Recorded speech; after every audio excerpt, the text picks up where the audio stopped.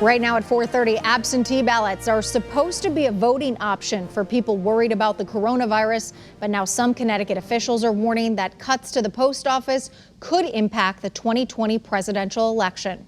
Channel 3 Eyewitness News reporter Mike Savino is live outside the Postal Service's distribution center in Hartford with the details. Mike.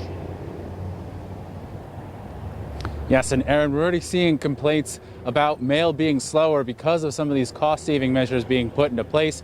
Now, the White House insists that this is all about cutting costs, but Democrats are saying that President Trump's trying to help his re-election chances. That letter's a setup. It's a setup to blame the states. Connecticut Democrats are accusing Republican President Donald Trump of gutting the U.S. Postal Service as a way to slow absentee ballots. They point to recent cost-cutting measures by Postmaster General Louis DeJoy, appointed in April. Some of those cost-cutting measures have slowed down mail service as states see a rise in voting by mail. I think there were about 72,000 people who voted in person and about 226,000 who voted by absentee. But DeJoy is telling states like Connecticut their deadlines are the problem. Connecticut, for example, allows absentee ballot requests up to the day before the election. But in this July 29th letter, DeJoy urged Secretary of the State Denise Merrill to send out all ballots by October 27th, 1 week before Election Day. There is significant risk, at least in certain circumstances. Ballots may be requested in a manner that is consistent with your election rules and returned promptly, and yet not be returned in time to be counted, DeJoy wrote. It's a very complex system and very difficult to change the timelines. Now Merrill is urging people to use drop boxes at their own town halls for absentee ballots.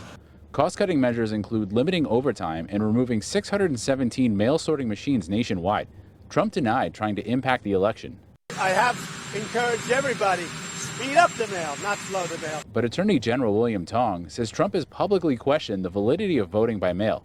Trump also hasn't agreed to financially support the post office. So he's told us what his playbook is, and it's just not credible for him to say, well, this is about efficiency. Tong is talking with other states about legal action. Meanwhile, Democrats note the post office is hurt financially by a 2006 law that requires it to prepay pension costs up to 75 years out.